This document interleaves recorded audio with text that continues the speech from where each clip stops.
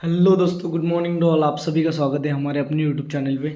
I hope कि आप सभी अच्छे होंगे। आप सभी का प्रिपरेशन बहुत बढ़िया चल रहा होगा।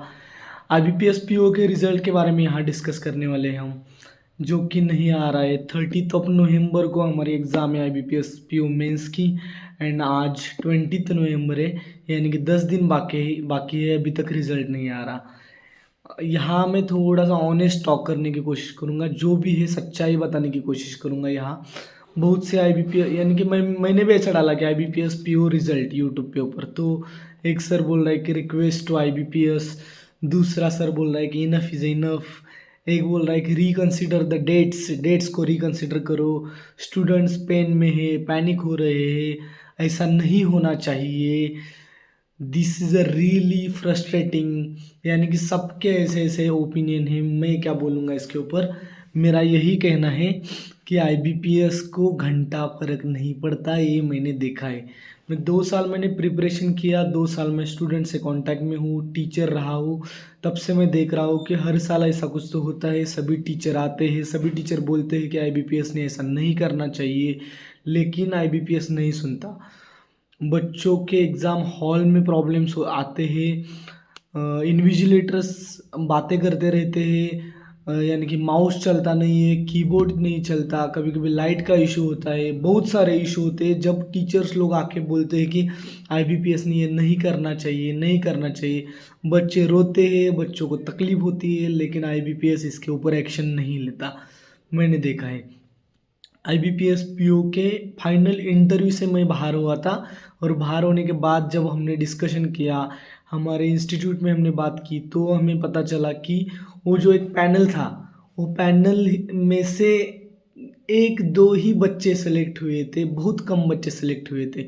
तो ऐसा था कि वो पैनल ही बहुत डेंजर था। वो बच्चों को इतने ज़्यादा मार्क्स नहीं दे रहे थे, और पैनल में बहुत घटिया घटिया क्वेश्चन पूछ रहे थे हमें।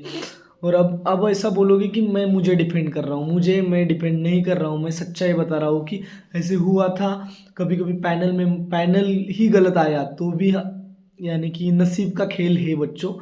जैसे कि कंसिडर करो कि हम स्कूल में होते हैं, एक टीचर होता है, उनके अच्छे मार्क्स 10 में से 9 होते हैं, और एक टीचर के अच्छे मार्क्स 10 में से 7 होते हैं। लेकिन IBPS जब कट ऑफ लगाता है तो 9 या 8 मार्क्स का ही कट ऑफ लगाएगा ना।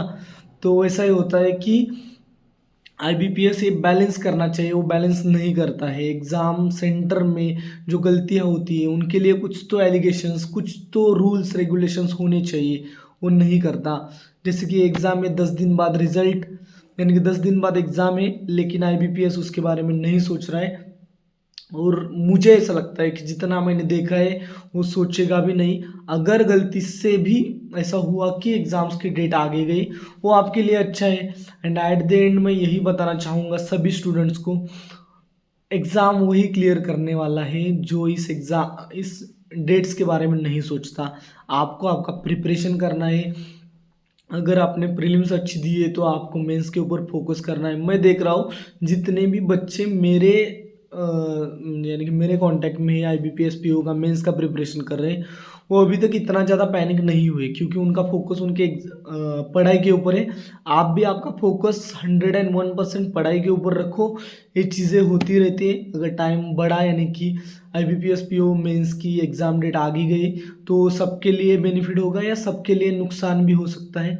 यानी कि कैसा है, एग्ज़ाम एक ही दिन होने वाली है, सबके लिए कंपटीशन एक से यानी कि सेम ही रहने वाला है। तो ऐसा मत सोचो कि एग्ज़ाम आगे गई तो आपका प्रिपरेशन अच्छा होगा, नहीं तो आपको टाइम अच्छा मिला तो प्रिपरेशन अच्छा होगा।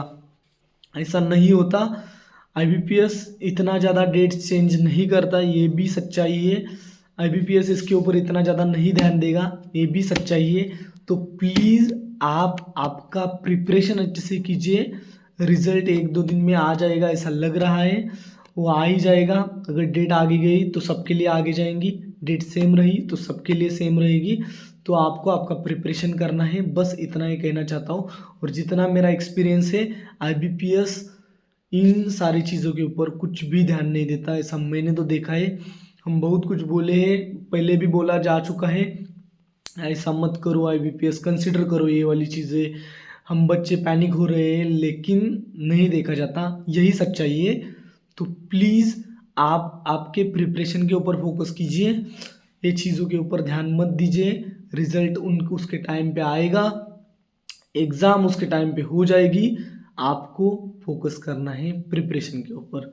Thank you so much for watching. And अगर आप नए हो तो प्लीज़ सब्सक्राइब करके जाना। एंड महाराष्ट्र में हो तो आज वोटिंग डे है, तो वोट करना है। Thank you so much for watching.